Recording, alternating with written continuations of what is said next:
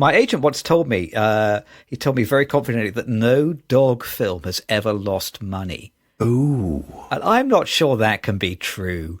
Can it? Because if I've learned anything, I've learned that the film business loves money. If that was true, every film would have a dog in it. At least a dog, yeah. Yeah, you're going to see Oppenheimer, but it would mostly be the dog. Top Gun, it'll be like a dog as a co-pilot or something. Dune, the dog would eat the worm. I mean, there'll be dogs everywhere. You could just remake it as Doggenheimer.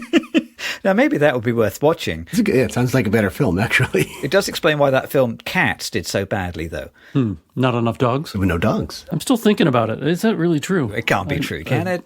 He just wanted you to write a dog script, clearly. Yes, he did also own a couple of dogs, so maybe he was angling for a vehicle for them, I suspect. There's always an ulterior motive, isn't there?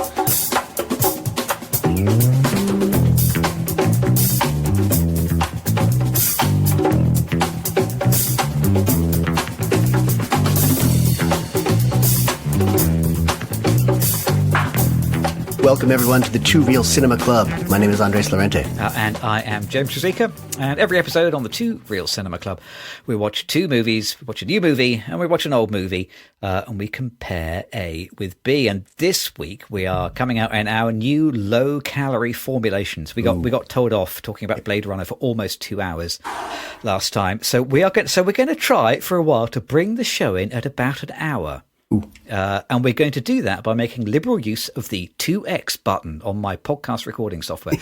So forgive us if we talk unfathomably quickly, but it's what the audience has demanded. So as you know, we are the world's leading four-legged movie podcast.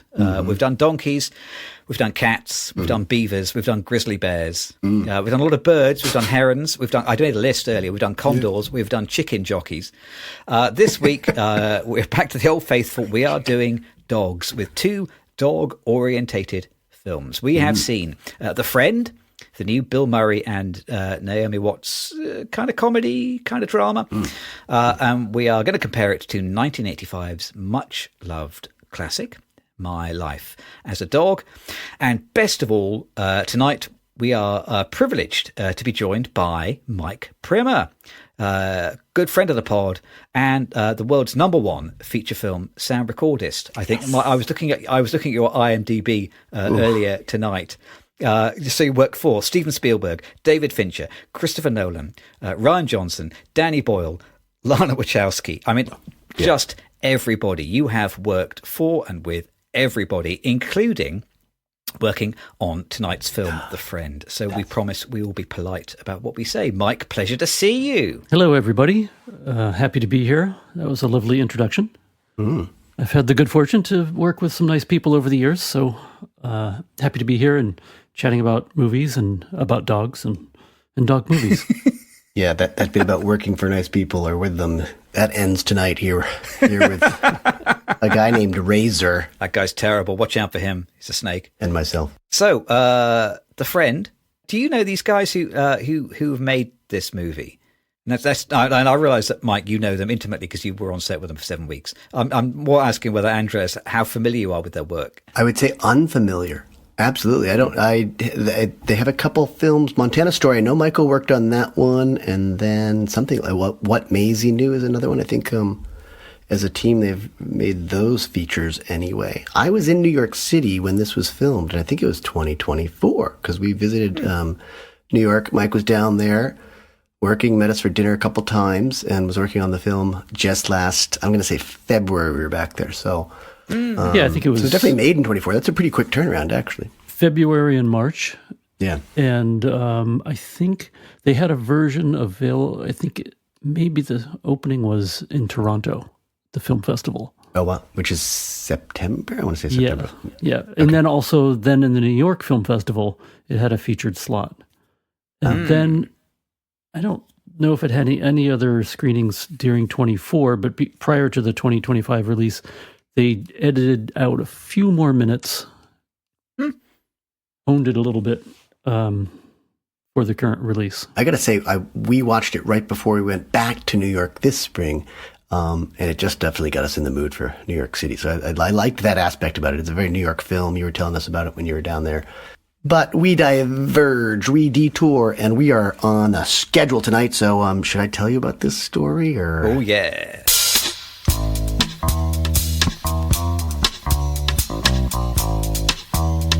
The name of the film is The Friend, based on a book that someone here has read called The Friend? The Friend, yep. Okay, by Sigrid Nunez, but Scott, I'm going to say McGeehee. Is that correct, Michael? McGeehee. Ah. And David Siegel. And starring, as James said in the opener, Naomi Watts plays Iris, I think. Iris, I guess is what she's called here. And Bill Murray kind of mostly plays a dead dude, but his name is Walter. And this opens sort of as it's almost like a miniature origin story within the film itself. Walter's played by Bill Murray. He's jogging in New York City, and he happens upon this large, stray, or unhoused Great Dane posed majestically atop a hill.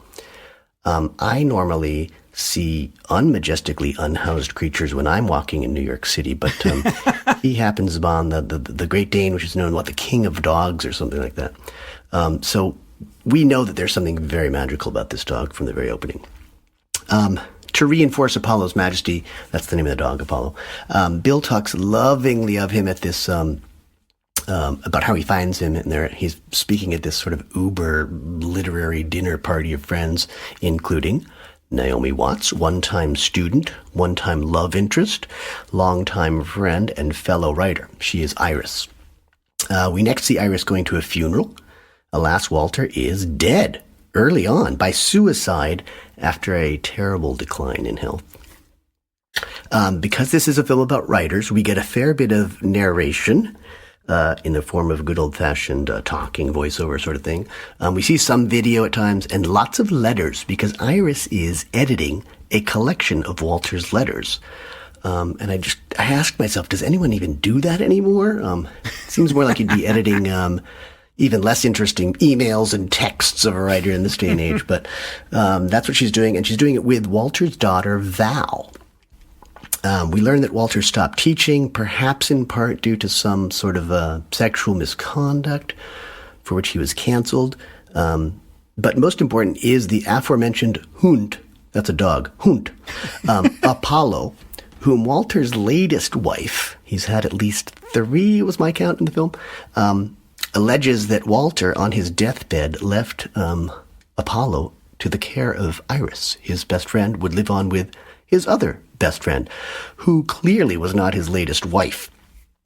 I call this a shaggyless dog story. It hinges on how Apollo and Iris can cohabitate in her small rent-controlled New York City apartment that she, in fact, inherited from her father. And if it's even legal for that dog to be in the apartment. So I ask myself, and you, dear audience, dear listeners, dear fellow podcasters, will Iris mercifully euthanize Apollo? Is that what Walter really meant by take care of? I do that in quotation marks. Take care of him? Will Iris and Apollo have a rough start, followed by mischievous, apartment-threatening behaviors before kind of just really finding that love vibe and living happily ever after, perhaps in another more pet-friendly rent-controlled New York City apartment? Or even as an unhoused couple, roughing it, get it? Roughing, R-U-F-F, roughing it in the parks of the Big Apple. Will a film about a blocked writer with a dog be even more gripping than a film about just a blocked writer? Will Walter actually be more like a 9 times wed and 9 times live cat resurrected in the 3rd act to clarify his final canine commandment? Is this film really only 1 hour and 59 minutes when I could have sworn it was over 2 hours after I was misled by the theater that accidentally posted it as 80 minutes? Oh! Yeah. And finally, is life too long, and should we pack 7 years of it into a single year the way our best friends do? Those are my questions for you. Those are good questions. Thank you. I'm going to start with a question for Mike, actually, which is just considering how big Bill Murray is on the poster of this movie compared to the amount of screen time that Bill Murray has, which is, he's like in sort of 4 scenes, something like that. How long was Bill Murray actually on set? during the making of the film? Do you know? Yes. Technically, we had him for 1 week. Yeah, He worked with us. that's right. So 5 shooting days. Whoa, okay. And does that technically mean that he only turned up for 2 of them? Or does it mean that he was very generous with his time and he was actually there for 12? Oh, no. He was there for all 5 of the days. Okay, right. And as a couple of days got a little bit longer, he, toughed it out with the rest of us and made sure the film was done as it needed to be done. Oh, well, good for him then. Mm-hmm. I wrote like 2 little comments like on the top of my list of thoughts about this film. The first one is that my takeaway from this movie, from watching The Friend from 2024, is that this film is like a Woody Allen film that's not funny. So it's not like one of those serious Woody Allen movies where there's no gags. This is like a funny Woody Allen film that just doesn't quite have any gags that land. And there's lots of chances for it to be funny, and it looks like it's sort of probably trying to be funny, but I think it just never quite makes it over the line. And I broadly kind of enjoyed it for 2 hours, I think, but I didn't chuckle, and I got the feeling that the intention was that I would chuckle during this film. I felt like it was probably just like supposed to be a handful of chuckles. It felt to me more of a sweet film, like a sweet little tale of friendship, both with animals and with a people. Okay. And mourning, obviously, there's a certain layer of grief there too. But I think there are a couple of intentionally funny gags that maybe weren't as funny as we wanted them to be. But I never get the feeling that it was supposed to be a comedy. What about Michael, comedy or? No, I don't think it was intended to be a comedy per se. I think especially seeing a trailer with Bill Murray in it where he's being jovial, that you go into anticipating a bit more comic edge. But this is definitely more of a lighter drama. Oh, that's good. Light drama. That's good. I'm going to use that. That's good. Yeah. My other big comment that I wrote is that like I'm sure you are aware that if you were to take the solar system as a whole, the sun comprises like 99% of the mass of the solar system, and and all of the other planets, even these huge planets like Jupiter and Saturn, are tiny little satellites compared to the enormity of the sun. And I came away from this movie thinking that basically Bill Murray is kind of like the sun in this film, insofar as, well, we don't look at him very much, but he is at the center of the film. And a whole number of much smaller satellites, namely women, sort of orbit him. I read this film should, by rights, be a clever, sensitive, excellent, observant comedy about women. But really, the paths of all of the women around Bill Murray are distorted by Bill Murray's irresistible, massive gravity at the center of the movie. So, I kind of feel like there's all sorts of interesting opportunities for this film to talk about the lives of women, and especially the lives of women who are not between 20 and 30. The lives of women of a certain age. Naomi Watts, I think, is very good in this film, and she's playing a woman of her age. And she's not Botoxed up to high heaven, to appear to be 20 years younger than she really is. And she's, a very beautiful woman, who looks her age. Fantastic. Good for her. And yet somehow the way that all of these female characters are only really allowed to exist in the way that they are orbiting around the largely absent Bill Murray, I think kind of does them a disservice. So that was like my big takeaway from this film. It's a beautiful metaphor. Spot on. I think I would extend it a little bit because good. Suns are stars and they sometimes collapse, right? Or they just grow so large they explode and basically absorb everything around them. And this film kind of collapses when Bill Murray does show up again, kind of alive but kind of dead at the same time. Oh no, spoiler bell. Oops. Oh, shall we? We'll ring the bell now. Go on, we'll ring the bell. I feel like it should be Pavlov's spoiler bell, shouldn't it? To making the dogs salivate. We'll ring the spoiler bell. I've overextended the metaphor. I apologise. Right, here's the bell. You just there we go. That's better. Spoil away. Makes me hungry though. Yeah, it just makes me hungry. Well, I'll start it this way because there are some images and some moments that I really liked. I thought the use of Walter's old shirt was really nice because you're supposed to do this as a pet owner. If you go away, you leave some smelly clothing of yours around so that the dogs and cats can feel that you're still there in some way. And this was a nice touch, and it was a nice touch for Apollo. He was much more comfortable when he had the shirt. I forget what it was. It was a university shirt or something. Yeah, something like that, isn't it? and it was comforting for Iris too. So there's this idea that, you know, they're missing their best friend. And I think that, you know, the film's about friendship. So, that's a nice moment. There were I found this film pretty slow for 2 hours, especially. I gotta say, this is one of those films where I thought 80 minutes going into it. I thought, okay, I'll be all right. And then all of a sudden I have to pee, and it's like an hour and hour and 30 minutes. Okay, this is over soon, right? And then I was just amazed that it hit 2 hours, because it's not like a really pacey film. You know, it's handling a reasonable amount of like narrative and story, but it's not really cooking through it very fast. And you sort of end up in these numerous subplots that don't really support the story, or maybe they're just not engaging enough to keep me occupied. But, you know, Val's the daughter. She's working on Iris with these letters, and they're making slow progress, in part because they are never working on the damn thing, right? They're supposed to publish this book. And, you know, the question is, we come back to this again and again. It is the line of dialogue that we hear in voiceover and by characters. What about the dog? I think that we keep hearing something like that. What's going to happen to the dog? Or what about the dog? So all along, it's about the whole film is basically about whether Apollo can stay in this unit or not, and if Iris is really the best caretaker. And we realize that Apollo's kind of in mourning. Another great scene. They're on the boat, and they're going to spread Walter's ashes, and all the ex-wives are there, and the family and friends are there. And Apollo starts howling when the ashes hit the water. You know, it's this nice moment where we see that he's in mourning as well. And I think we've even heard that from the veterinarian. He says, the dog's in mourning. And again, the subtext, of course, is a little bit that Iris is in mourning as well. It's not clear how long ago she lost her father, who died probably of cancer, in that apartment, or, you know, was on his deathbed in that apartment.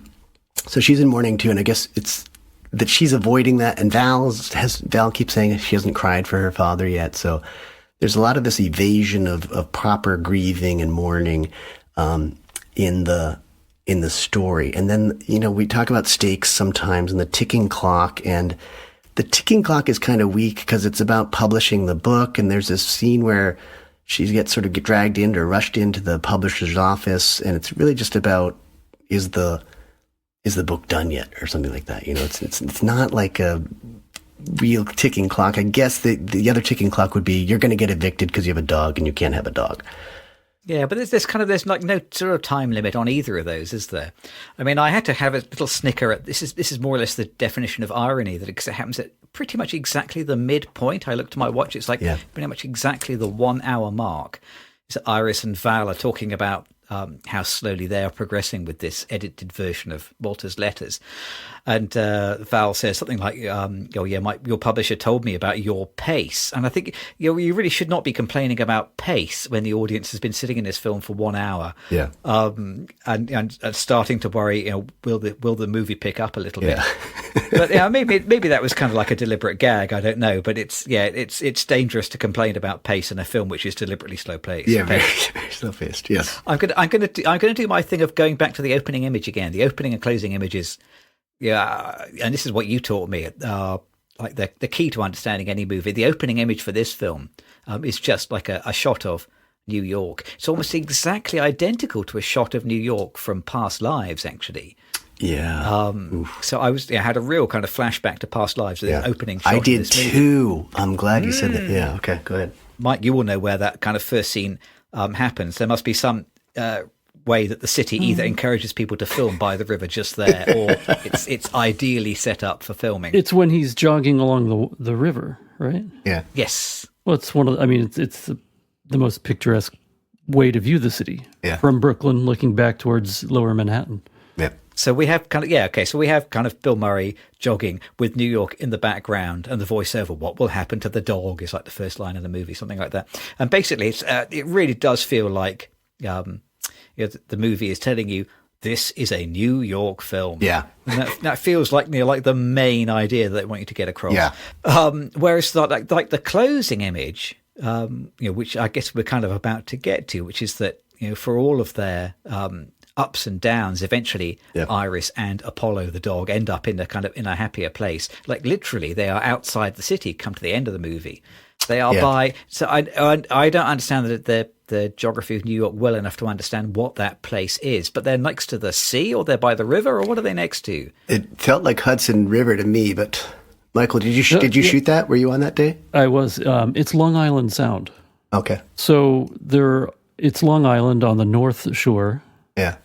It's unusual, I think, for people not from the area to realize how close, the ocean is. Yeah. Compared to just the rivers. Mm-hmm. Interesting point. When you're looking at the dog on the beach, and there's the land just across the bay from where he is. At the end of that stretch of land, that whole section of land is a state park, and at the end of it is a nice spot, a little confluence of where the sound is flowing one direction and the bay is flowing out for another. Oh yeah. And that happens to be where I proposed to my wife. So it was a nice chance to be back in the area, and not knowing that 20-something odd years later you'd be across the river shooting a Great Dane on the beach. Exactly. It's interesting that the film announces that it's all about New York, and then by the end of the movie, it's kind of it's decided that the destiny for the main characters is to get out of the city. Yeah, and that's actually where their future lies. I mean, you do have an interesting point. However, that is a temporary stop. Yeah, they're clearly not staying there because as the house has been sold to someone else, and they're just there for her to finish the book. Well, there is a kind of like a fake out death, though, isn't there? Oh, because my God. At that last moment, they posit this notion that, well, actually, God, maybe this is Apollo's final moment. Yeah, maybe his destiny at least has been, his final moments will be out of the city. So they sort of play with that. Okay, yeah, fair enough. Yeah. Well, that's my poor geography knowledge letting me down once again. But that was good. I mean, I agree with you 100% on the city as a character, and you can depend on the city to a certain extent as a character, but it's not going to carry the whole film, I guess. I bought it hook, line, and sinker. When I saw those opening images, I was like, yes! And I was going to New York within a matter of days, so I just got all excited, and that buzz eventually wore off. But New York just sustains me as a viewer sometimes because there's such a vibe and there's so much excitement. A lot of this film takes place in an apartment, though. Inside. It seems like more of this is in some confined spaces as opposed to on the streets. There's some in the Central Park shots and such, but it's actually a fairly, it's like a salon film. It's kind of stagey in that way because there's so much happens in that apartment building. And that's where like Apollo's destiny is too. Is he going to be able to stay there or not? There's, Iris is thinking about rehousing him. Is that what they're saying now? Rehousing the dog, like having him adopted. She's even going so far as to drive him to Michigan, I felt like, when she gets this idea at a convenience store of having Apollo as a service dog. And I think at this point, we're probably close to that. Again, I was thinking 80 minutes, 90 minutes. I thought we were close to the end. But there's this massive U-turn. She goes to her ex-therapist, and there's one of the strangest deus ex machina scenes where the counselor sort of saves the day by saying, yes, he does a little bit of cathartic therapy. She's starting to think about Walter as well. And there's some dodgy medical shenanigans, too. I thought, just give her some cannabis. Get her the medical cannabis card, right? And she'd be fine. And then there's what I think is some very bad medical advice. And James, you're a doctor. Please intervene whenever you feel necessary. But she says, write about Walter. That's what writers do, right? They write about they write to and about other writers, I guess. And I think that's kind of strange because it leads us to this questionable storytelling and filmmaking decision in my mind. It's that last scene with Bill Murray. And Iris's writing sort of comes to life. She's reimagining this conversation, or imagining, I guess for the first time, this conversation with the now dead Walter. And it's kind of not about a whole lot of important stuff. It's not even talking about dogs very much. And there's a dog in this sort of dream reenacted scene, which is not Apollo, oddly. Yes. And it's a strange scene. It's a good 5 minutes or so. And I just didn't feel like it did anything, and it was kind of weird. And this is kind of a question to Michael too. I couldn't tell if, because Watts was sort of playing a real Iris, like her acting, I felt deteriorated in that moment, and I couldn't tell if it was because she was trying to be a non-actor for a moment, playing the real Iris, the writer character. And I don't know when that scene was shot. If you guys started with Bill Murray early on, and then he left after that, but I couldn't tell if that was her intention, was to actually play herself as like a non-actor, like an unpolished actor. And Anyway, that's what I was writing that to myself in the dark. I was like, okay, this film is long. It's 80 minutes. And why is Naomi Watts now a bad actress? Because as James said earlier, she's dynamite in this film. I don't think the material is super strong, but Naomi Watts is she's money in the bank. And then in that one scene, I think it was just because it was so strange and poorly written, it seemed like her acting was bad too. But do you have any insight to that? Like, was she trying to do something, like not be an actor for a moment or something? Not that I'm aware of. And was that at the beginning of the shoot, or was that later in the? No, it was midway. I don't remember exact, but somewhere. We were 3 or 4 weeks in before that happened. Okay. Before that, you're talking about the scene with her and Walter in the apartment. Yeah, and which is really alive. Really the kind of a dream sequence, if you will, of her. Well, I felt like she was writing about her grief, right? Because the counselor says you should be writing about this and feeling it or whatever. Okay. I think immediately before that, he says something to her like, imagine Walter was here right now. What would you say to him? What would you say to him? I feel like her performance is altered slightly to be, like you said, to characterize her voice as a writer. Yeah. Which makes her an even better actor, actually, right? If she's knowledgeable enough. I mean, she didn't get that note from the directors or anything like that. It doesn't sound so. It actually shows, like, sometimes you do have to act poorly in order to get a character right. And it feels like she did that there. But the scene, to me, was just so strange, too. There was plenty of discussion and direction during that. So I couldn't say for sure, like, whose choices were what and how that came about. Yeah. And I know Bill Murray comes from that kind of SNL school of, just improvise wildly in front of the camera and we'll just edit together the very funniest lines. And I think, that's how a lot of the most memorable material in Ghostbusters turned up. Yeah. Did he stick to the script when he was shooting this, or was he happy to just kind of meander around the script and come up with random stuff to see if anything would stick? For the most part, he stuck to the script. There were definitely there were moments. Very diplomatic. Yeah, I mean, there were moments when they would want to let it breathe a little and see where things went a little bit. Particularly in I think it's the second scene in the movie, which is the dinner party you were talking about. Yeah. Yep. And that was scripted as such, but also there would be times when you felt like Bill Murray has come out and now he's playing Bill Murray. Right, yeah. And I think a lot of that wasn't included in the film, but we shot a lot of material just to sort of see where it would go, but also to get the responses from the other actors in the room. Even though the movie seems long, believe it or not, we shot a lot more than what's on the screen. So, do you mean a lot more material or many more scenes that end up being trimmed down? No, just more material, or all different takes. Slightly different, but right. But for the vast majority, it was pretty by the book in terms of the script. Long sort of describes it, but it's interesting because I think it's long in part because it passes a number of potential endings and then just keeps going. And I think that was the thing that made it especially long. That's just what I've written in my notes. This is another film with 5 endings. Yeah, I'm going to quote... Exactly. I'm going to quote Winston Churchill very loosely. And I'm going to say, the film does end, but only after it has exhausted all other possibilities. Because we find out that he can stay as a service dog. There's this beautiful moment. She's writing. It's snowing. They're on the bed together. Both of these perfectly good endings. Walter finding Apollo again, because we see that scene again, which is kind of compelling after you've had the whole story of Apollo, and that he's finally got a house. They get the writing and relaxing time on the waterfront house through Val's generosity. That's another fine ending. The one ending that I really didn't like, I felt like I was baited and switched here. She comes home to that house where they're staying. Apollo's sunning on the beach, or is he dying on the beach? And I just didn't like that feint. It didn't ring true to me. It felt a little heartbreaking. Maybe I just didn't want to see the dog die. Save the cat, save the dog. And then Val and Iris finished the book, even though they hardly worked on it in the film, but it's published. That's another possible ending. So I just felt like there were all these possible ending moments, and then they just eventually kind of cut it off. Because it's got to be under 2 hours. 1 hour, 59 minutes. It's not a 2 hour film. I shouldn't complain. It's a 1 hour and 59 minute film.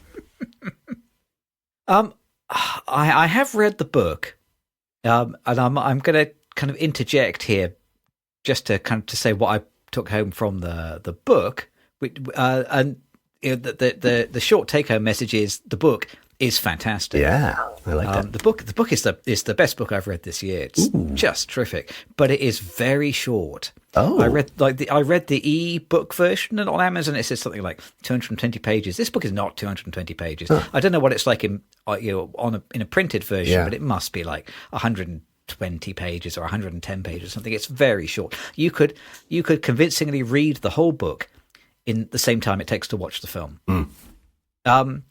It's very similar to the film. They don't name the characters, but it's still, there is an unnamed first person protagonist. She's a writer.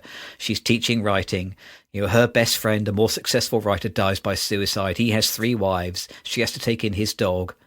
But there's quite a bit less dog and quite a little bit more woman and writer in the book. And it's just it's beautifully, wonderfully written. It's just very, very layered. It's funny and it's sad and sort of melancholy and intimate and playful.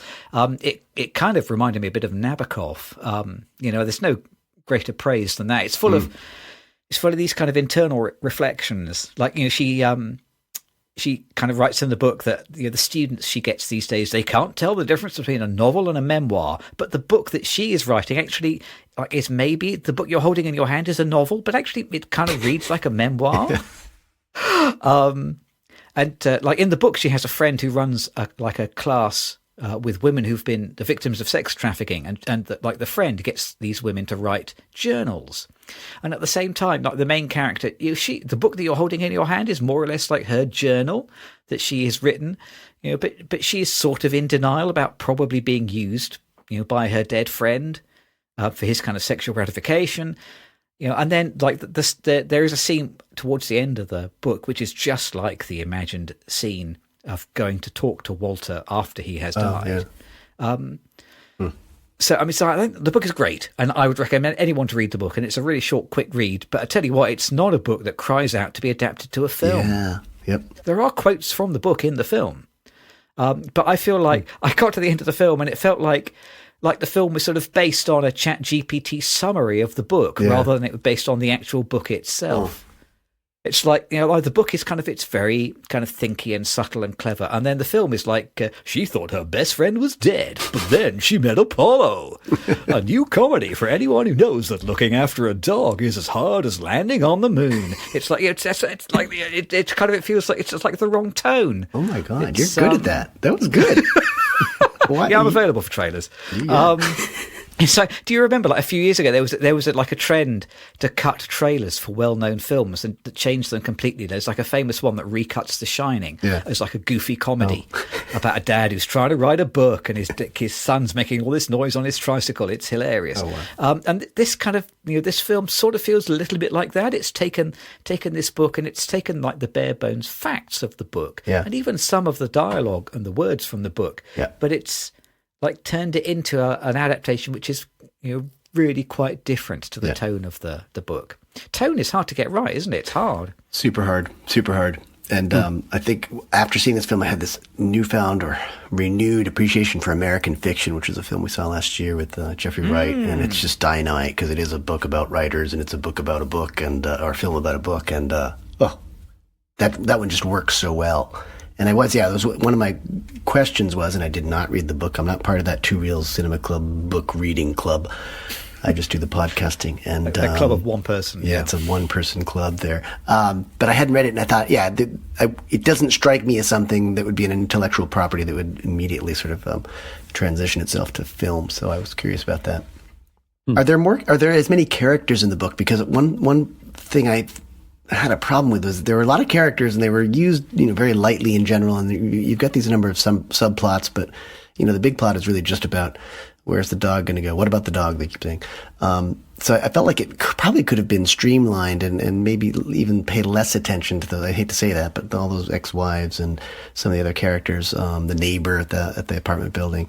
I wonder if it could have been a bit more engaging and a bit tighter if it didn't have as many characters, minor characters. Yeah, it's the book is fairly streamlined actually compared to the film. That I don't like the neighbors don't particularly have anything like they don't really appear in the book. The 3 ex-wives do appear. Walter's daughter does not exist in the book. Her character does look a little bit like somebody would only greenlight the film if they added a character who could catch the under 40s.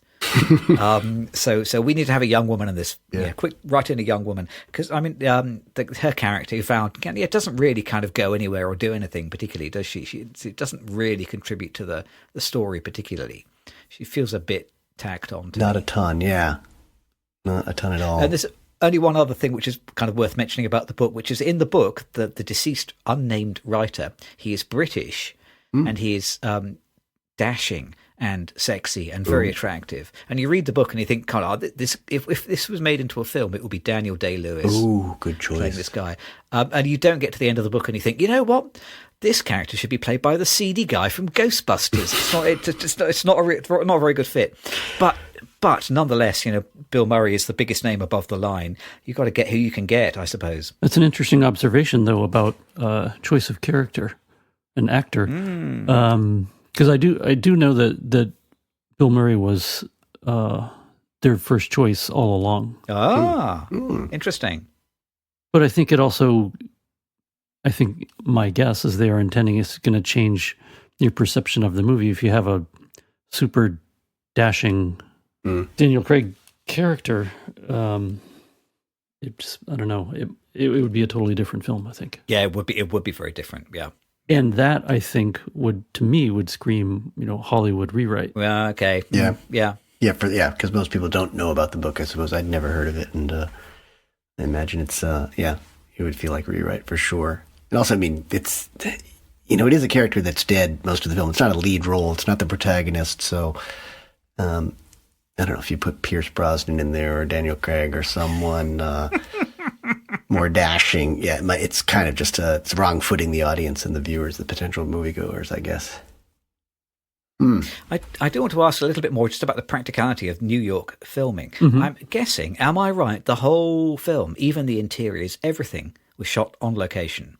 Is there no studio work at all? Is that right? No, all of her apartment, inside her apartment, is on a stage. Ah, wow. Okay. Yeah. Well, that's very skillful because it really, really looks and feels like it's shot on location. The set design was great, and Giles, the cinematographer, is great about. I mean, I think his work is great, but in particular, giving you the proper feel of being inside the apartment, day or night, really works. But I mean, from a technical, practical standpoint, it would be nearly impossible and completely miserable to try to do that in an actual apartment. Yeah, because if you walked on the set that was built for that, my first thought was, there's no Manhattan apartment this big that is supposed to be this small. But you don't really feel that on screen, but physically, it really feels like a shoebox. When you're standing, there in reality, it was pretty large comparatively. That is very skillful then. But like the stairs, the hallway, the elevator, all of that stuff, that's on location. It's just the interior of her apartment. Yes, yeah, and that was just off of Washington Square. So when she goes out the door, that's real. That's right there at Washington Square. The wife's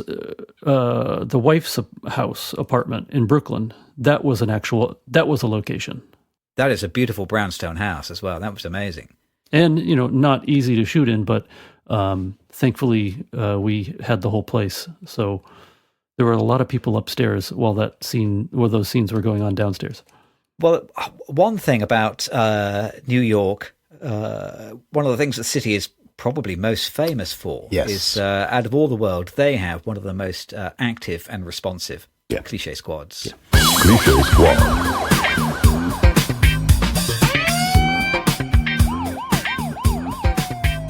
very strong on law enforcement in general in New York City. They have to be. Although, I mean, I don't know, friends of mine who've been recently tell me that the whole city smells of dope these days. Is that right? Is that accurate? Yes. Well, that's just like my neighborhood too. But yeah, absolutely. Which I would say that's a vast improvement. Little less urine, a little bit more cannabis, huh? I wrote down a number of cliches in this movie, and I feel they're a little bit unfair, but literary people. Yeah, I put down. I don't know. I like know a few writers, and most writers I know are generally funny, witty, clever people, and not too self-serious. But all of the writers in this film seem to be all kind of the same ilk, and they all kind of feel a little bit self-serious. And just this notion of you can't have a writer without them being blocked. Blocked writers are the only kind of writers who ever appear on screen. You just stole my cliche, man. Oh! That's what writers do. They just steal from other writers, and it just bugs me. Yeah. This is also why I thought about Past Lives at one point too, because it's another film about writers that writers are not necessarily interesting people, and you've got to get them doing interesting stuff and having interesting problems. And white writer's block is my one cliche. I call it procrastination, and I need your medical evaluation. Is this a debilitating condition, or is this just people putting off what they're supposed to be doing for a job? I feel rude saying this, but I'm not sure that I believe writer's block exists. I think you just have to sit down and type and stop being frightened that what you're writing is not good enough. Yeah. So, I mean, fear stops people from doing all sorts of things. And when fear stops you writing, well, we call it writer's block, but it's not a blockage, it's fear. And you can't get a service dog for it. Maybe you could get a cannabis card. I'd love a cannabis card for that. But for me, my writer's block is the day job and all the chores around the house. That's writer's block right there. Has nothing to do with, I can't write. I remember Kate Bush in an interview once being asked why it was so long between albums, and she said, well, there was a lot of washing up to do. I mean, I think that's exactly it. It's it's difficult to be creative when there's so much blooming stuff to do around the house. So relatable. But that was my only cliche. Did you have another one for the squad or no? I have one other, which is just this notion of the rent-controlled apartment as like the ultimate prize. It's like adventurers are not seeking the Holy Grail anymore. There's no great golden goblet buried under a mountain somewhere. The true ultimate prize of the thinking person is a New York rent-controlled apartment. I think that one's real though. Michael's the one who lived there. I would say there's a strong dose of reality to that. Yeah. Now, I don't know the current climate. Yeah. In terms of how many rent-controlled apartments there still are, but during the years that I lived there, for sure, I knew people who had them, and they clung to them, rightfully so, as I would have desperately had, if I had one as well. Know someone Upper West Side, they've been in that building for 50 years, and I don't even know if they're paying $1,000 a month at this point. I mean, it's just crazy. Yeah, you have to be very well organized building and ready to negotiate and just keep it controlled. Yeah, that's a real thing. That is what a unicorn. Is that what is a unicorn or the golden fleece or whatever the hell it is? But it's real. Yep. I was hoping you could tell me that your friend has been in their rent-controlled apartment for 50 years, and their rent is like 75 cents or something like that, because that's what it was on the contract when they signed it in 1942. So I'm not changing it. Well, overall, it's a terrific book. And it's an enjoyable film. Yeah. It's a beautifully well-recorded film. I got one other question for Mike, which is just... I'm guessing that all of the sounds that the dog makes are added in post. Am I right? Or are you mic'd up? Are you miking up the dog? No, we didn't. It's funny. A lot of people, even on production, asked me that, which I thought was kind of silly. And frankly, I think there are some sound people who might do that, but I'm not one of them. Yeah. We did near the end of the shoot, when we were on our stage, there was one day at the end of at wrap, we did some recording, wild track as we call it, which are just, we weren't shooting with the camera. The set was mostly empty except for the trainer and the directors, and and we were able to get the microphone close, but obviously not too close to the dog, and we had him go through a lot of the different things that he does throughout the movie. walking around on the hardwood floors, scratching at the door. So all of that stuff, all of that stuff we would record, of course, when we were shooting, but we were able to get some of those sound effects recorded, there on the set. And all of that was handed off to the editor and the sound editing. And as far as I know, they relied quite heavily on that. They may have brought in a few additional effects. I'm sure they must have, but I know they used quite a bit of what we recorded then. I'm quite impressed if the dog will scratch on command. Yeah, and that was actually I've read some interviews with Bill, the trainer, and it was quite difficult because, like most dogs are taught how to behave correctly. So then when you're now commanding them to do something they've been trained not to do, it's quite a conundrum for a dog to work out.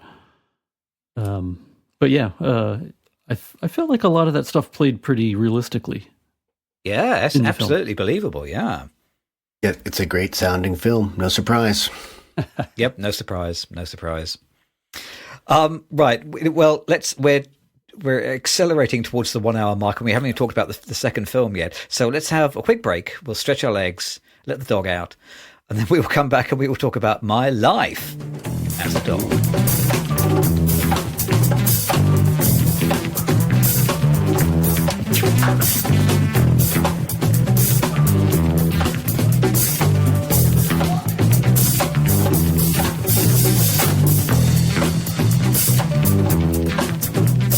See, my grandfather had, in between the old picture shows, he had this little dog act. Right. So back in the age of like the 40s, they would do multiple shows. Their movie house would be just open and running 3 or 4 shows in a row, and there'd be these little entertainment things in between. So he had these little performing dogs going down slides and walking up slides and jumping through stuff. And little is the active word there. These are like tiny, tiny dogs. Smaller dogs, I believe. And then it grew into a small circus, carnival kind of thing where they had... So it was the number of dogs who grew, or the actual dogs just got bigger? No, they had other animals. They had 2 elephants at one point. That is a lot bigger. And then I think a 3rd elephant that maybe didn't last so long. I don't know. I mean, it's hard to keep animals. Well, I think it depends what kind of animals you choose. That's true, too. You gotta have a lot of food for elephants.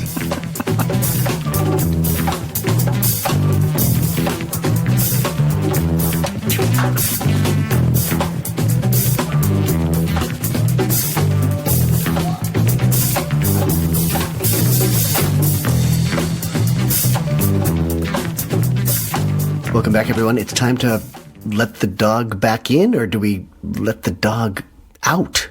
Huh. I know we're going to talk about more dogs. It's a new dog tonight, I think. Let the new dog in.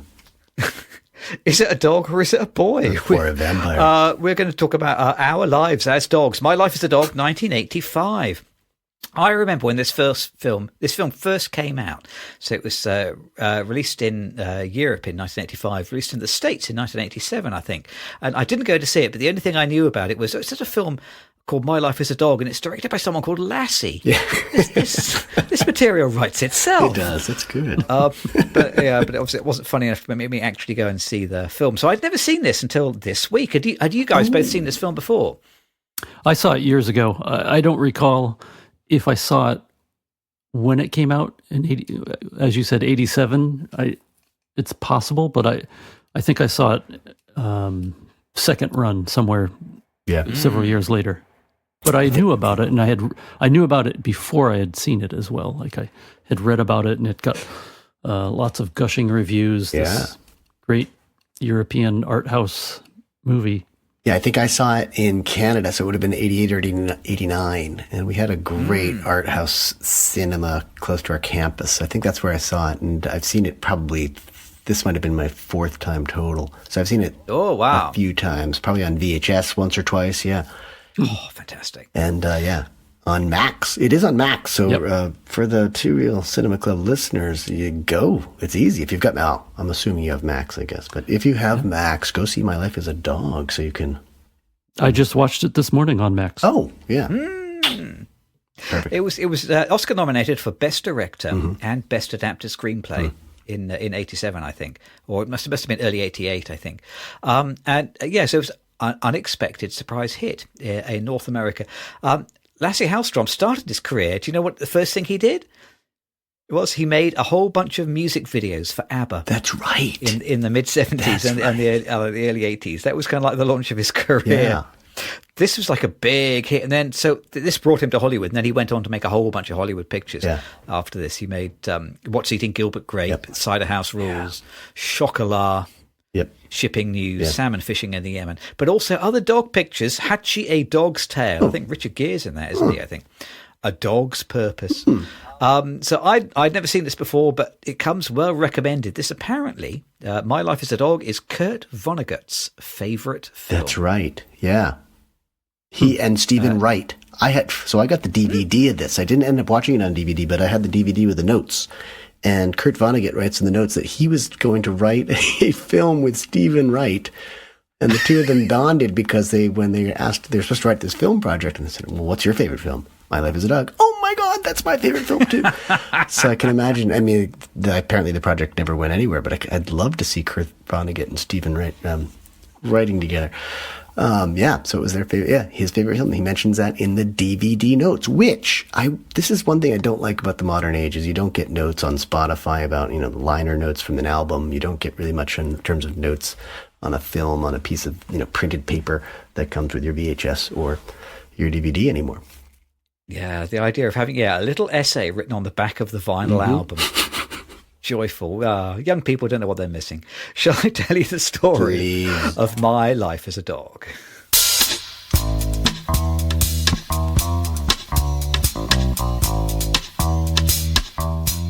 So, it's 1958, and 12-year-old Ingemar lives with his mother, his brother, and his cherished dog, Sikan. But his mother is ill with I think TB. Yeah, that's what I thought. And she spends most of her time in bed reading or complaining about her boys' behaviour. So before long, she is too ill to care for them, and the boys are shipped off individually to stay with relatives. Ingmar goes to Småland, or Småland, or it literally means small land, which is in southern Sweden. He goes there to live with his uncle Eric and his aunt Ulla. And there he becomes part of this kind of zany everyday world. The local youth football team with their tomboy star striker, the glassworks, the amateur boxing club, Franson, the man next door who's perpetually mending his roof, the local sculptor, and the town beauty Berit, who models for him in the nude. Eventually, Ingemar must return home. But after his trip to the south, how has he grown? And how will his life change now? It changes, yeah. It does change, doesn't it? No surprise. I love this film. This is a terrific piece of work. And it probably won't be a surprise to most of the people listening to the podcast. I might be the last person in the country who hasn't seen it. But a real joy. How did it look to you two seeing it this time around, having not watched it for a while? I can say for me, it's been at least 10 years, but maybe even closer to 20 since the last time I saw it. And I generally feel watching it now that for me, it plays like a Euro-style Hallmark film. Oh, I liked the story, and I liked the way it tugs at the heartstrings in certain ways, which is nice. And I felt like as a film, I was being manipulated like a Hallmark channel. Yep. Okay. And in addition, I thought the soundtrack was really, really awful. I couldn't think of a polite word. I don't remember much about the soundtrack apart from that I've Got a Lovely Bunch of Coconuts song in Swedish. That he plays on the turntable. Yes. Yeah. That part I liked, actually. Yeah. Yeah, for me, it was like, we're talking about like best friends and all that, animals, dogs and all that. For me, this film is kind of like a best friend that sort of keeps coming back. I mean, I'm familiar with it. I know the pacing of it. I know what's going to happen. So for me, it was a pleasure. I mean, I guess When I think Hallmark, I think very American, very kind of syrupy stuff, and I don't think it quite hits that kind of level of sentimentality. But I think it's a definitely one of these coming of age pictures, rites of passages, and all that. And I think it hits those notes from a kid's perspective, but a very aware kid's perspective. I mean, there's a lot of voiceover in this film as well. But that comes off as authentic because he's sort of dreaming these ideas, and they're not that realistic. But he's not commenting on what's happening to him, is he? Exactly. He's sort of philosophizing to the extent that a 10 or 12, 11-year-old kid can do. So I find it that it's youthful in that way, and you've got to sort of get into that youth as a protagonist mentality. So I like it. I mean, I think it's a really strong film. I think its plays so perfectly to its time. Like it's the late 50s, so Sputnik's been up, and Laika, the dog that the Russians sent up, that's still fresh in the Swedish zeitgeist, I guess. There definitely a lot of allusions to Floyd Patterson and Ingemar Johansson, these two boxers who boxed 3 times within 3 years, and so Ingemar Johansson was this real point of pride for the Swedish at that time, when the Russians are sending people into space, and the Americans are about to do the same thing, and Sweden has one of the best boxers in the world. And I loved the way that it really incorporated all of that, because this film is made 30 years after all these things are happening. So I think it captures that time really well, and it captures childhood very well too, I think, and just like the child's understanding of the world. So I enjoyed it a lot. For me, the film that came up again and again was Amarcord, which is a Fellini film, which is kind of similar. And I think it's one of Fellini's better films too. And I think even in the notes, I was not surprised, but I hadn't seen the notes beforehand. But Vonnegut names that film as well when he thinks about My Life as a Dog. So I would throw those two films out there for anyone who wants to do a comparison of those two, because they are really good versions of something similar, I think. I think Lasse Hallström was about 39 when he made this film. Oh, really? Wow. So he would have been about the age of Ingmar in 1959. Yeah. So I think that feels like there is a strong bit of personal experience. Yeah. It is based on a book. I wasn't able to track down the book. There is not an English language ebook version that you can get. I'm not sure it's even the paper version is in print anymore. I think you need to go get a secondhand copy from somewhere. So it's a bit disappointing. Yeah. But it's even though it's from somebody else's book, it feels like there is a strong autobiographical line through this film. What's it about? I mean, coming of age movie, Bildungsroman, but it's kind of about sort of being comfortable in your own skin, about surviving trauma. There's a lot of loss and grief in this film. Not only does, spoiler, not only does Ingmar lose his mother, but before the film begins, he's kind of lost his father insofar as he sort of works and lives abroad and doesn't seem to be in the picture at all. And given the way that he loses his dog, another spoiler, the dog dies off screen. I got to the end of the movie and just wondered whether actually the father also could well be dead. Yeah. But it's only ever been explained to him that the father is abroad, because no one's quite had the courage to explain to him it's really the dad is dead. Yeah. So he's lost his father, loses his mother, loses his dog. He's sort of effectively lost his brother insofar as the two of them are split up. He's lost the stability of everything in his whole life until now. Even his kind of his little sort of primary school girlfriend, that he's kind of playing with underneath the train tracks. Everything that he has lost, and the film is all about coping with that loss and kind of moving on and becoming comfortable with who you grow into. Yes, and he finds community. He finds his place. I think that's what this film is really all about. It's just he's kind of an oddball. There's no question about it. Does some very strange things, including acting like a dog at times. But he finds, there's Småland is this totally bizarre little community, right? I mean, there are all sorts of real eccentric characters there, and he's an eccentric character. So he just finds home. So it's very interesting, because you're not finding home in your family or in your home or your house itself. You're actually finding home in new people and a new community. And I think that's the message of the film is, just finding a new family, a new place in the world. And you don't have to go into space to find it the way certain people want to go to Mars and colonize. You can find it right here on Earth in a small land. There's like a bunch of themes that keep sort of cropping up. So besides kind of loss and grief, like water is a big thing, isn't it? The opening image of the film is Ingmar playing at the lakeside, you know, with his mother, and the movie kind of keeps returning to kind of water and baptism. Like the end of the film is marked by Franson, the guy who keeps repairing his roof all the time. Eventually he comes off the roof and bathes in the icy water around the town.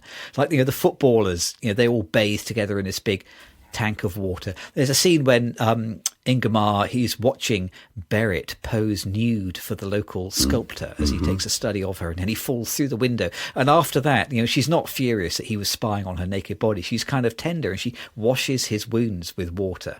It's like, it feels, you know, like I was looking up what Lasse Hallström's religious background is, because it feels all about baptism. It feels like quite a religious thing.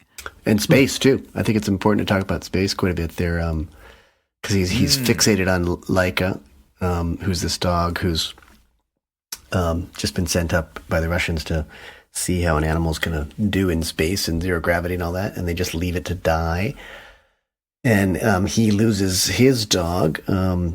So, you know, we'll make connections to the other film for sure. But Sikan is just sort of left at a kennel, and he never really knows. And he starts thinking about Laika too. And there's obviously this connection between that. And a lot, you know, there are a lot of shots of the stars. And then there are a couple of wonderful shots where he's in the uncle's summer house, and it looks like this little capsule. It's got a skylight or something like that. And he's looking up, and he looks like an astronaut. Like, he looks like he's going into space.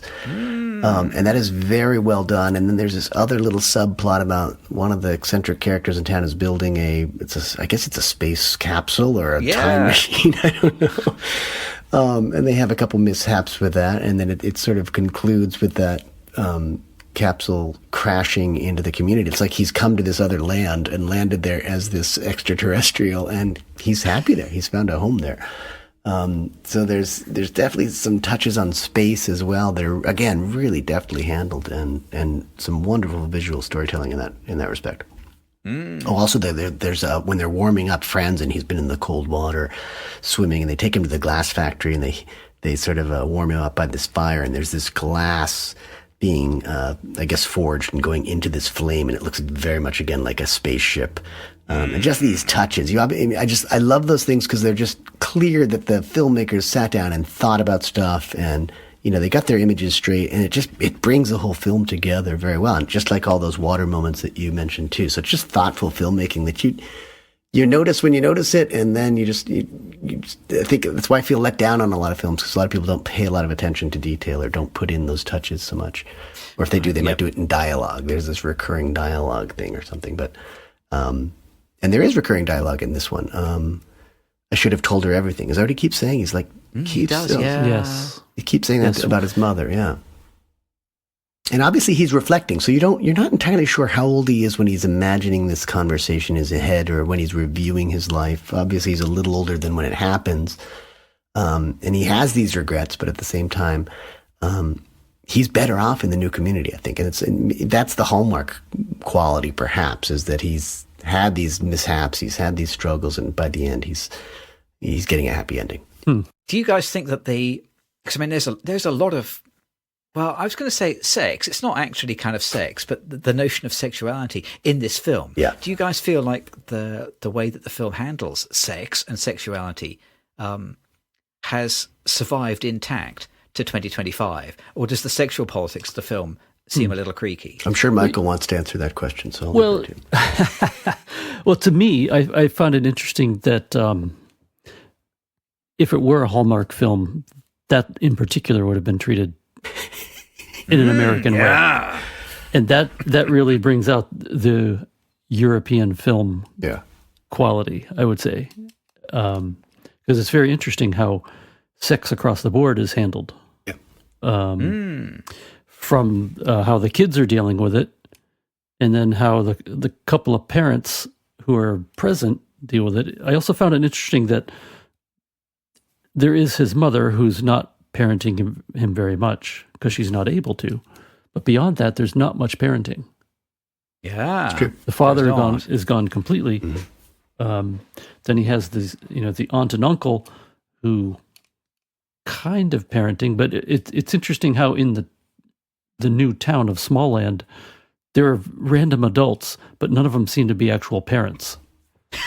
He goes over to the girl's house. We've never, who appears to live in a nice house, but has no parents. Then there's the party at the other girl's house. Yeah. There's no parents present, which is interesting for that age of kid. Yeah. But the sexuality is I think it kind of plays okay in terms of watching it now, but it definitely has a European sensibility. Yeah. I mean, kind of Ingmar's original life is it's pretty sterile, isn't it? Because there's not an awful lot of love or affection, or he doesn't seem to get a hug from anybody when he's in his original home living with his mother. Whereas there's this there's like a sexual aspect to almost anything that happens in Smallland, isn't it? There's as soon as he arrives, his uncle is chasing his aunt, around the house, woofing like a dog and pulling her clothes off. Yeah. And playing this "I've Got a Lovely Bunch of Coconuts" song, and and at the glass factory they make these bottles with breasts Yes. that have been sort of blown into them. And back at home, prior, at the beginning of the film, the sex is very pained and awkward. There's the whole bit when his older brother, who's teaching all the kids about sex, with the bottle, and convinces him to do the demonstration. So now there's pain and embarrassment associated with it. Yes. And then the girl that is his close friend, who he has this sort of odd little marriage ceremony where he cuts his thumb, I think, and she tastes his blood, and he says, "Now we're married." And then in a subsequent scene, it's kind of funny how she's lying down in their little makeshift space by the train tracks, and she's like, "Come on, I'm ready," and he's reading a book, not very interested. But there is some parenting there because her father comes along, doesn't he? He yells at them and chases him off.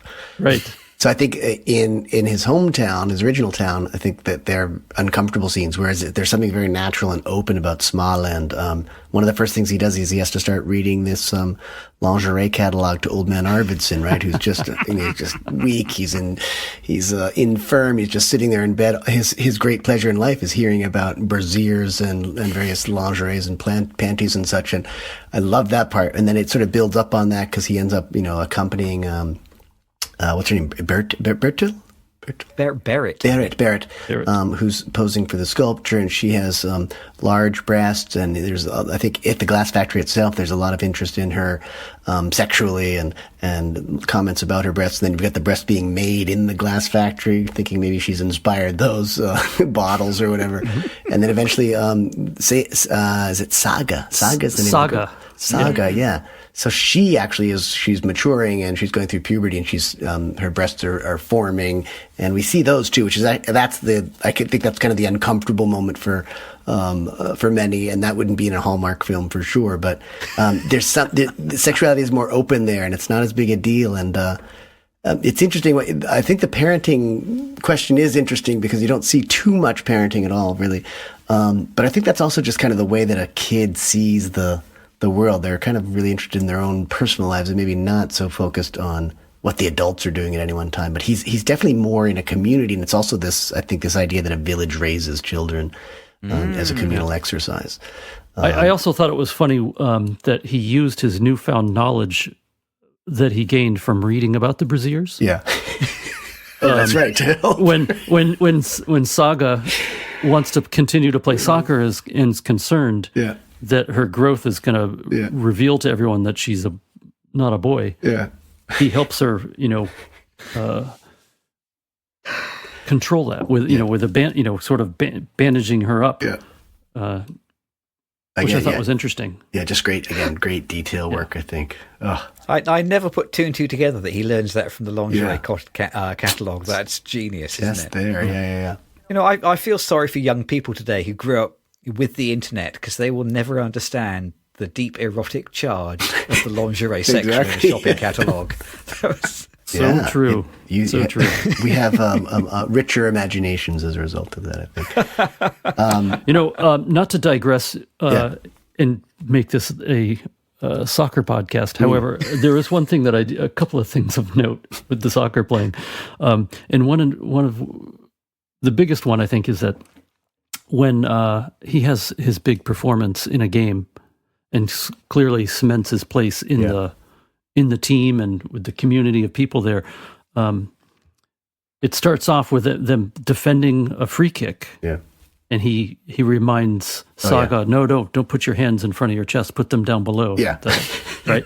And then immediately after, a ball he runs forward, a ball is played out, and as he's coming upfield, if you off to the very edge of the frame of what we see, the linesman raises his flag, indicating he's gone out of bounds. However, he continues playing and makes a forward pass to Saga, who appears to be completely offside, receiving the ball and then kicking and scoring, and they win the game. Yeah.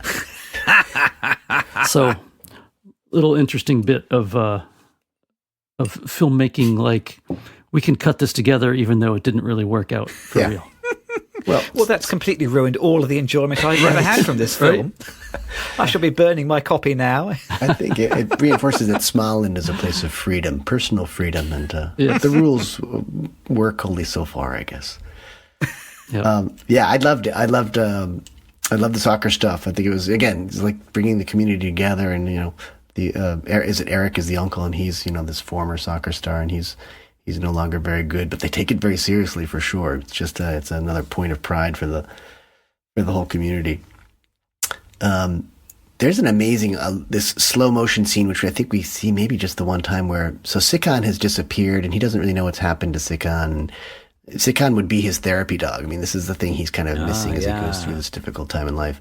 And there's this wonderful slow scene where Sikhan and Ingemar are sort of running into Mother's room. It looks like Sikhan has been unleashed somehow, and he charges into the Mother's room, and she's just angry, and she's yelling at him. And this is his memory. This is kind of the last memory he has of her. And then he starts thinking, oh, I killed my mother. He's worried that all of his shenanigans and silly behaviors have actually killed his mother.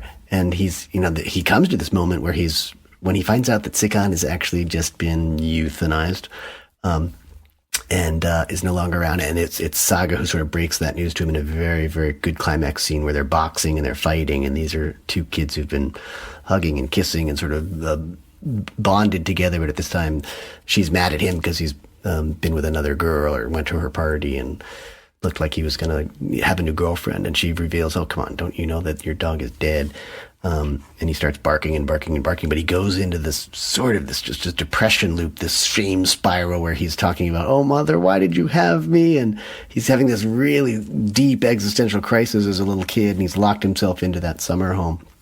But that's the scene that we get is this. I love that scene. It's just they're running in there. There's joy and anger all in the same moment. It's one of these wonderful scenes that encapsulates what a kid would experience. And right after that, he's having this. Why didn't you want me, Ma? I think is what I wrote down. I think that's what she said. And that's that's kind of a climax moment. And I think from there, it just sort of this film ends really nicely and naturally. That's the Franzen scene comes up later, and I would mention final scenes here because it's totally different from our opening. Really, it's Franzen is on the roof, and he's just still patching that roof. And for me, it's like the best existential ending in film history. He's going to be working on that roof forever. He doesn't really probably even have to fix a damn shingle, but he's just doing it up there because that's what life is. It's just kind of constantly repairing all the damage of life. And I think it's just a wonderful ending. It has nothing really to do with the opening scene.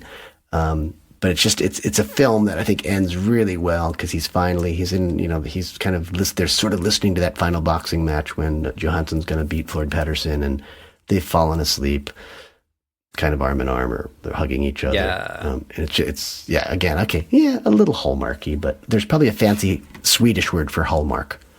Yes. Like IKEA is actually Kmart in the United States or something I think like that. there's just an umlaut or something over the A. Hallmark. Oh, there you go. Yeah. Already better. If I were to tie these two films together, though, Oh, yeah. I would say clearly the character Iris had seen My Life as a Dog when it came out. Because she knew instinctively, like, I cannot take this dog to the kennel. Oh, Because he will not return. Yeah. Oh, you're Yeah. good. You Yeah. are good. You're right. Mm-hmm. Well, but let's try and we'll draw these two films together. But before we do Oh, that, yes, there's that thing I'm we going do. to invite you both into my rather rickety space capsule for a brief journey over a road where we will crash into some slurry in a field full of cows. And once we're there, we can play my favourite game, Who Am I? Who am I? So, one of our theses on the pod is that the reason we go to movies is to see ourselves. Did either of you guys see yourself on screen this week? Yes.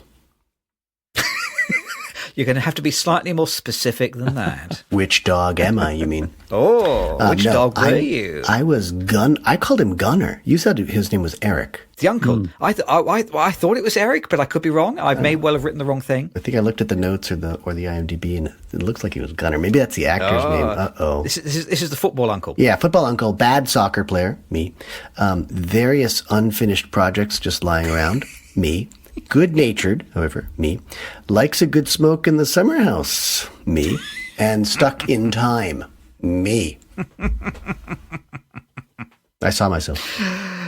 Do you have a vinyl record player with only one record? I have a number. Yeah, I have a plural, like a more than 10. Yeah, I've got records. Whoa. And I do have vinyl, yes. So, yeah, that was another thing. And we see vinyl in both films, too. I'll throw that right now. Oh, yes. Oh, you're right. You're right. Throw that one for free. I'm always a little bit wary of watching films with writers in because I think, I'd fancy myself a writer. Surely I must see myself in this film. I don't feel like any of the writers in The Friend. No. Even though you and I are both writers, I don't think I'm self-serious enough. I hope, at least. Yeah. I don't know. Sometimes I do feel like Ingmar, the boy in My Life as a Dog, insofar as I am aware that life would be a bit easier if I could get on all fours and just bark for food sometimes. I sympathise with that. But if I'm really like anybody, a bit of our roof fell off about 2 weeks ago, and we're currently trying to get some guy to replace it. So I feel very passionately like Franson, the guy who's always repairing his roof. Yeah. Because we've got to repair the roof, and that's one of those jobs that just never ends. You just keep paying out and paying out. Yeah. So I was that guy. Mike, did you see yourself on screen this week? Well, possibly I was in the form of the sculptor, whose name I'm forgetting. Oh. But Yeah. kind of, trying to create something, hoping to sell it to the nearby town, clearly wide of the mark, and having it rejected. Yeah. Oh God, you do see the sculpture. Was that a finished product? He's driving it through town. I don't know. Just It looks is quite awful. comical, though. Yeah. Oh man. Speaking of buds, well, let's see if we can draw these two films together. Then let's do our synthesis.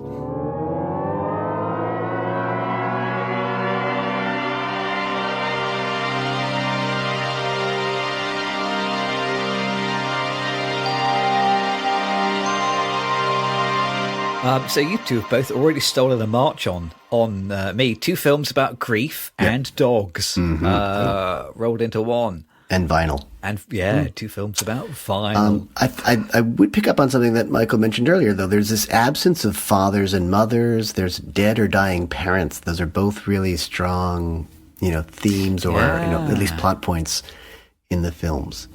And then I guess to a certain extent how a best friend in the form of an animal can actually replace them, I guess. Both of these films they're about, or they feature dogs who are simultaneously loved and rejected. It's hard being a dog, isn't it? Not everybody likes dogs. Both of these films are about dogs using a dog as a way to negotiate a route through grief. I also felt, both films are sort of about people who are kind of emotionally stunted as well. That that both of the main characters are kind of at a bit of an emotional block in one way or another. Trying to get past that, that big barrier. Something I wrote was there are both touchstone stories and sort of these voiceover moments or touchstone voiceovers regarding the health of the dogs. And of course, for all the best friending we do and all the personifying of our dogs, the stories are really about us in both cases, right? They really seem fixated on the health or the well-being or the future of the dog, the welfare of the dog. And we're really talking about ourselves in all of those stories. So it's a way to talk about us in a way that we're probably even more loved as dogs, I guess, or when we think of ourselves as dogs or as pets, when we talk about us and ourselves in those terms, I think we're just talking about ourselves. They're really about people, even though they're both dog films. Well, and it's also true in movies that if the dog dies, it's much more emotionally disturbing for the audience. Yes. Than if the character dies. Yep. That's why the moment in The Friend, I was gutted. You took me all this way. Now I'm on the beach somewhere and the dog's dead. And they're both. I was going to say they're both films about communities. Yeah, definitely. Insofar as there's a community of writers and there's a community of sort of glassblowers in these two films. But the way that those communities look and behave are diametrically opposed, aren't they? That, like the New York writers are all very kind of, they're droll and sort of literate, but it's like it's a pretty etiolated kind of circle of friends, isn't it? Everybody's like arch and dry and wordy and thinky and not particularly funny. Like all the people in The Friend feel like they're sort of all surface to me. The surfaces are very important. Whereas in my life as a dog, like the characters are all sort of largely wearing their hearts on their sleeves, aren't they? Yeah. These are all kind of passionate people who don't really care who sees them or what they do. Yeah. Berit is not. She's not kind of embarrassed or ashamed that Ingmar has climbed up to the window to see her posing for the sculptor. She kind of embraces it and rolls with it. Yeah. And Ingmar's kind of journey is to sort of to accept this kind of burgeoning sexuality and to accept himself and to learn not to worry who sees your butt, isn't it? Whereas like in the Friend, all of those New York writers are feverishly covering their butts continually, aren't they? None of them look comfortable in their own skin. I love her check-in with him after he's fallen. She says, "Did you see anything, or did you see everything?" And he's like, "Smile, yeah." I love that moment. So because I think you. In terms of parenting, that's a great parenting moment because he could feel great shame. It could be something that scars him both physically and emotionally for the rest of his life. But she's actually sort of checking in and saying and smiling at him, when she hears that, yes, he liked what he saw and all that. So that's a great parenting moment, I think. That sounds kind of weird. Yeah. No, I take that back. Yeah, I think obviously one dog lives, one dog dies. But they both serve their parts, really. I think one thing I loved about my life as a dog is for all the dog, there's kind of less dog in it, right? Whereas the Friend is all about the dog, and I think maybe too much about the dog. So there's Sikan kind of disappears, maybe end of first act or something like that, and he refers to them a lot. But I think Sikan's emotional punch comes from the fact that he's not in the film very much, and then all of a sudden you realize, oh God, they put him down. They didn't find a new home for him. They're not holding him somewhere so he can reunite with Ingmar. He's gone. And I think that's in part why that moment where I just love that slow motion moment where they're bursting into his mother's room and she's angry and they're kind of joyful, but they know they're in trouble. And that's the last memory he's going to have of his mother and of Sikan. And you just realize that he's sort of this therapy dog in absentia. He's so worried about Laika, which is more like his character, I guess, just being lost in space and forgotten about. And Sikan's gone, but I think Sikan has a much more powerful role as that therapy dog or as that emotional rescue animal because we don't see the dog all the time. We know it. We've met him. We've seen some funny things with it early on. And then he disappears for a long time. And then you learn this really important fact about him. And that changes. That's really kind of the gut punch. That's the kind of the climax of the film. And I think it's all about just holding back as opposed to just putting more and more of the dog in the film. Less is more. That's always a good rule of thumb, isn't it? I agree. Well, I think a reasonably good double bill. I would happily watch these two films back to back, and I think they have something to say to each other. And more importantly, something to say about dogs. Yeah, dogs. We have got just enough time to talk about what else has been playing at this theatre.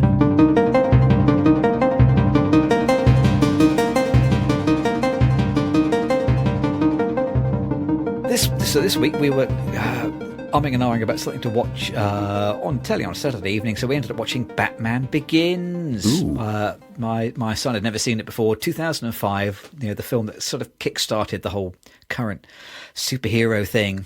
That Batman film, which was groundbreaking because it took the idea of Batman completely seriously, without any sort of side eye, no knowing nods. They just take it completely seriously.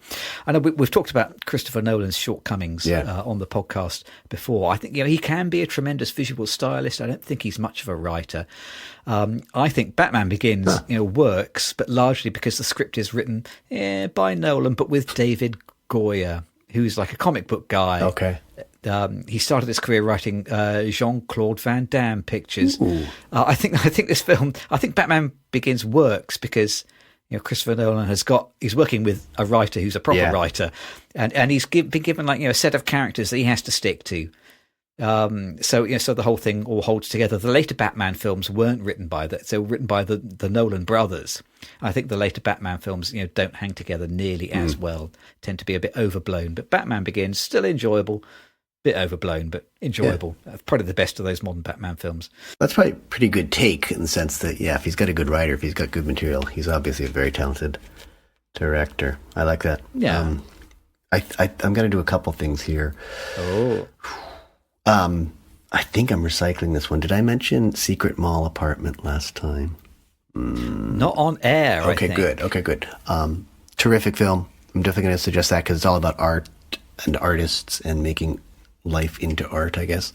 Very well done. I saw Carmina Burana performed by my own neighborhood symphony orchestra, which was just incredible. They just blew the roof off the place. And then I just heard Count Basie Orchestra also this week. So it's a little jazz, a little orchestral, little art film. You have had a very cultural week. Well, I live in the perfect neighborhood, so it was great. Yeah, so I think I didn't see any films in theaters or anything like that, but I think I'm going to go see Knife in Water, the Roman Polanski classic at Canonic this week. They will show that on probably 16 millimeter to a small audience in a remote warehouse. No better way to see Polanski than that. So there you go. That's good. I still feel a bit ambivalent about promoting the work of Roman Polanski on this podcast, but I'm not entirely sure what effect you and I will have on his career. I think it's a great film. I saw it on television in Canada years ago, and it's wild. Yes, I'm looking forward to it. We must separate the art from the artist. Exactly. Mike, have you had a chance to see anything this week?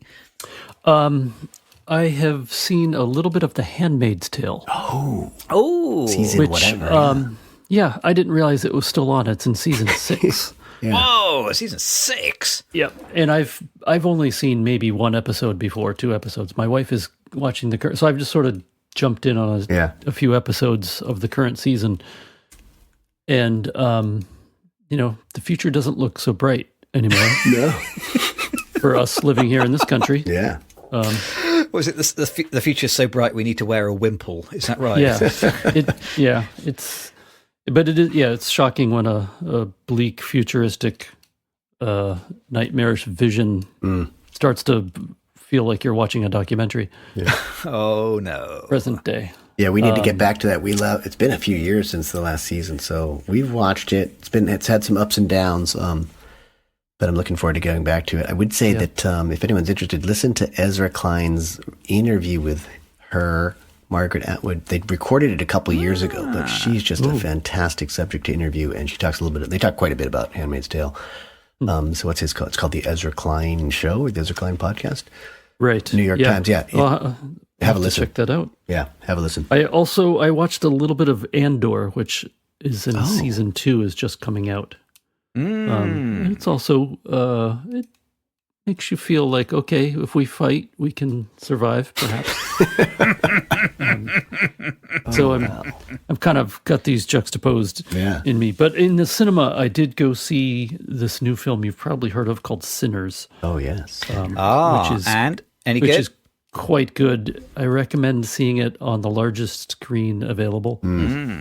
It is an IMAX, and I think it's well worth seeing in that format. It's pretty great, and a lot of great music in it.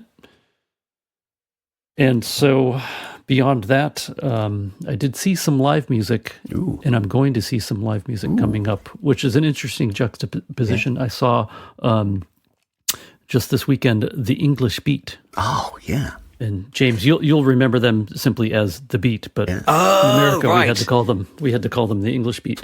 And unfortunately, I would say they don't hold up so well. Oh. But they all must be like, they've got to be pretty elderly by now. Yeah. Yes. However, in a couple of weeks' time, I'm going to go see Los Lobos, who are about the same age. Yeah. Yeah, they probably are, aren't they? Maybe older. And they might actually be older. And I've seen them several times over the years, and they're always quite good.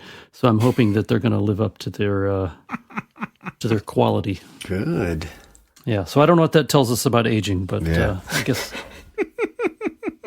it happens. I guess that's what it tells us. Happens. People get old, and maybe they're not as good when they're. But that makes sense. You're dying, for Christ's sake. I mean, And on that cheerful note, on BlueSky, we are at Two Real Cinema Club. Read the blog at tworealcinemaclub.com or comment on our YouTube channel or email us. We love your emails, no matter how abusive, tworealcinemaclub@gmail.com. Next time... We're still thinking about it. Yeah, we'll figure it out. We'll figure it out. Mike, always a pleasure to see you. Thank you so much for joining us. We apologise for forcing you to watch a Hallmark movie. No, it's interesting. I mean, I enjoyed your analysis of it, and it's pretty spot on, I think, for both of you. Yeah. I was just surprised, and I remember feeling that same way when I first saw it. I was just surprised that some of the filmmaking made it feel Hallmarky. It's the the storytelling, I think, is fantastic. Yeah. But some of the actual deliverables are what left me wanting. But, yeah. Well, deliverables, that's where we always fall down. God damn deliverables. Right. Thanks for joining us, as always. Mike, please join us again soon. In fact, we might drag you to the popcorn counter next week. Until then, thanks for listening. Goodbye. Goodbye, everyone. Goodbye.